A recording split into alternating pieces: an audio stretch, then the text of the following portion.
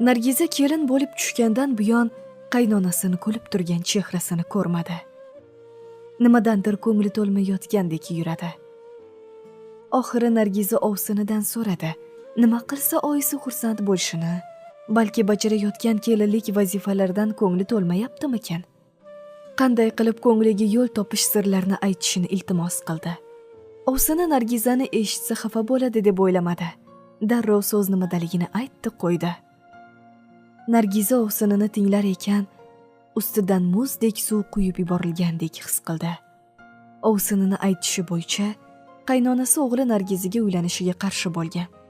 O'g'lini Nargizadan sovutib yuborish maqsadida bormagan folbini qolmabdi. Qayerda kuchli, dong'i chiqqan folbin bo'lsa borib, o'qitib kelsa ham ta'siri bo'lmagan. O'g'li, men Nargizaga uylanaman, undan boshqasi kerak emas deb turib olgan ekan. O'g'lini Nargizaga uylanmay, singlisini qizi Mahfuzaga uylanishiga ko'ndira olmay, ming qarshiliklar bilan to'y qilishgan ekan. Nargiza ovsinidan bor haqiqatni eshitib, ko'nglida turmush o'rtog'i Mahmud akasiga yana ham ishonchi oshdi. Uchrashib yurishganda biror marta uydagilar qarshi to'yimizga demagani uchun, onasining shuncha qarshiligiga dosh berib, bergan va'dasini ustidan chiqib Nargizaga uylangani uchun qalbidagi muhabbati jo'sh urib to'lqinlandi. Nargiza aql farosatli ayol bo'lgani uchun ovsiniga oyim xudo xohlasa meni ham yoqtirib qoladi. Rahmat sizga. Endi yana ham e'tiborli bo'laman dedi. Ovsini Nargizani bu so'zidan hayratda qoldi. Nargiza qaynonasiga yanada e'tiborli bo'lib, ko'nglini olishga harakat qildi. Kunlardan bir kun Nargiza yotoqxonasini supurayotib, gilam ostidan og'zi ochiq holatda turgan sariq, kichkina ilgakka ko'zi tushdi. Xuddi oltin ilgak singari yaltirab turgani uchun darrov ko'ylagiga qadab ishini davom ettiraverdi. Saraton issiq bo'lgani sabab salqin tushganda xamir qorib, kechki taomga issiq yog'li non somsa qildi. Ovsini mastava qildi. Dasturxon atrofiga oila a'zolari to'planib ovqatlanishdi. Bir mahal qaynonasini xirqiroq tutib qoldi. Yonida o'g'li o'tirgani uchun yelkasiga asta urib, "Oyjon, nima bo'ldi?" dedi. Yeyotgan somsa ichidagi ilgak qaynonasini tiliga sanchilib qolgan edi. Qaynonasi qo'liga qon aralash ilgakni tupurib tashlab, qizarib yoshga to'lgan ko'zi bilan bir Nargizaga, bir nargi keliniga o'qrayib qaradi. Nargiza darrov oyisiga dastro'mol berib, qo'lidagi somsa bilan o'sha sariq kichkina ilgakni olar ekan, "Oyjon, kechiring. Jon, oyjon, kechiring. Men aybdorman. Kechiring. Men bugun yotoqxonamizni supurayotib, gilam ostidan shu ilgakni topib olib, ko'ylagimga qadab olgandim. Qanday somsa ichiga tushib qolganini ko'rmay qolibman." Nargiza yig'lamsirab, bir eriga, bir qaynonasiga qarab, katta jinoyat qilib qo'ygan odamdek oyisini oyog'iga yiqilib, "Oyi, kechiring. Oyi, oyjon, kechiring. Sizga emas, o'zimga sanchilsa bo'lmasmidi shu ilgak? Oyjon, kechiring" der edi. Oyisi irg'ib turib oshxonadan chiqib ketdi. Nargiza esa yuziga tushgan tarsakidan uchib orqasiga yiqilib, kutilmagan erining tarsakisidan hushidan ketdi. Ko'zini ochganida ko'ylaklari ho'l, ovsini suv sochib hushiga keltirgan edi. Ovsini Nargizani yotoqxonasiga olib kirib yotqizib chiqib, o'zi oshxonani yig'ishtirdi. Nargiza yig'lab charchab uxlab qoldi. Eri qaysi mahal oldiga kirib yotganini sezmabdi ham. Yarim kechasi turib qarasa, eri teskari qarab uxlab yotibdi. Nargiza o'zini qo'ygani joy topa olmay hovliga chiqdi. Oyisi uxlaydigan xonaning chirog'i yoniq turgani uchun asta derazadan mo'raladi. Oyisi uxlamay kitob o'qib o'tirganini ko'rib oldiga yana kechirim so'ragani kirdi. "Oyjon, kechiring. Oyjon, siz kechirmasangiz o'g'lingiz ham kechirmaydi. Oyjon, bilaman, meni yoqtirmaysiz. Sizga yoqish uchun shuncha harakatlarim zoye ketdi. Biror marta qizim ham demadingiz. Agar o'g'lingiz bilan yashashimga qarshi bo'lsangiz, mayli, farzandli bo'lib qolmay ruxsatimni olib ketaman. Sizning ko'nglingizga yoqmay, kenjatoy, sevimli o'g'lingiz bilan yashab, sizning duoyingizni olmay qanday baxtli bo'laman. Mana, siz noroziligingiz uchun to'yimizga yaqinda yil bo'lay deyapti. farzandli bo'lishdan darak ham yo'q. Mahallada teng tushgan kelinlar hammasi homilador bo'lishdi. Men ham farzandli bo'lib, qiynalib o'g'il o'stirsam-u, o'g'lim bilan yashayotgan kelindan ko'nglim to'lmasa, onalik mehriga tosh otilgan bo'ladi. Men chiday olmas edim oyijon. Nargiza chin dildan yig'lab so'zlar.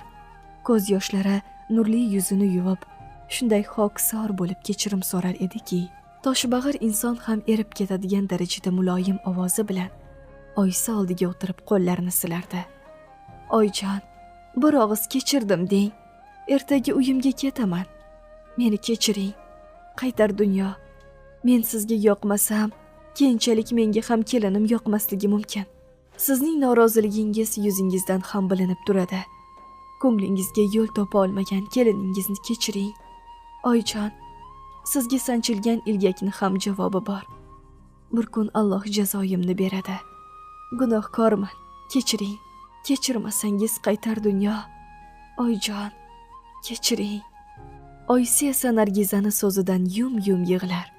Bir so'z aytmasdan turib, Nargizaga qarab ko'z yoshlarini artar ekan. Kechirdim bolam, kechirdim. Uxlang endi qizim, kechirdim. Yig'lamang, kechirdim bolam dedi. Nargiza yig'lab boshini egib chiqib ketdi. Qaynonasi duolar kitobini quchoqlab ovozini chiqarib yig'ladi. Alloh qilgan gunohlarimni kechir. Qaytar dunyo. Shunday oqila kelinimga qilganimga jazoni yo'llab qo'yding. Allohim, kechir. Beayb kelinimni sevimli o'g'limdan ajratish uchun folbinga o'qitib kelgan ilgakni o'zimni tilimga sanchding. Iymonsiz qalbimga sanchding. Mehrsiz yuragimga sanchding. Allohim, kechir. Shaytonning so'ziga kirgan bandangni kechir. Oyisi tinmay Allohdan kechirim so'rab, yana namoz o'qishga shaylandi. Qaynonasi ertalab o'g'lini xomush holatda so'rida, qo'lidagi xatga qarab o'tirganini ko'rdi. Nargiza tong otishiga yaqin xat yozib qoldirib, ota uyiga ketgan edi. Xatida hammadan kechirim so'rab, qilgan ishi uchun o'zini ham hech qachon kechira olmasligini, bu qilgan ishidan endi oyisini ko'ziga qaray olmasligini, xatning oxirida esa katta harflar bilan yozibdi. Bekam, kechiring. Rozi bo'ling. Xotin topiladi. Muqaddas ona topilmaydi. Oyim aytgan qizga uylaning. Men roziman. Nargiza qaynonasini yonidan chiqib xat yozdi. Yig'lab uxlay olmadi. Tong otmay turib, ota uyiga yo'l oldi. Masofa 3 bekat bo'lgani uchun piyoda ketdi. Darvozadan kirib, endi bomdod namozini o'qib bo'lib, so'rida duo qilib o'tirgan onasiga ko'zi tushdi. Onasini bag'riga otilib, quchoqlab yig'ladi. Nima bo'lganini tushunmay, hayron bo'lib yuragi ezilib turgan onasiga bo'lgan voqeani aytib berdi. Onasi ko'ziga yosh olib, "Bolam, bolam, otangning ruhi ham bezovta bo'libdi. Kechasi rahmatli otang tushimga kirib qolganda, yarim kechasi uyg'onib ketib, men ham uxlay olmadim. Yaxshilikka bo'lsin deb duo qilib Qur'on o'qib o'tirgandim. Rahmatli otangning ruhi ham bezovta bo'libdi-da bolam." Nargiza otasini eshitib yana yig'ladi. Onasi esa "Bu qilgan ishing noto'g'ri. Sekin gapir. Kelinoying, jiyanlaringni uyg'otib yuborasan. Tong otsin. Nonushtadan keyin bafurja gaplashamiz." Bo'ldi. Tur. Chovg'inda iliq suv turibdi. Borib tahorat olib, bomdodni o'qib, Qur'on tilovat qil. Alloh bir yo'lga boshlar dedi. Nargiza namozini o'qib bo'lib, onasiga otasini yoniga qabristonga borishni aytdi. Onasi, "Mayli bolam, borib kel. G'am bossa yo bozorga bor, yo mozorga bor deyshadi. Bora qol. Qabriston mahallani oxirida bir qadam. Otangning ruhini shod etib kel" dedi. Nargiza 20 daqiqa ichida otasining qabriga yetib bordi. To'lib turgan Nargiza otasini qabrini quchoqlab yig'lay boshladi. "Otajon, keldim yoningizga. Otajon, sizni rosa sog'indim. Qaniydi bir bora kelsangiz, diydoringizga to'ysam. Ota, otajon."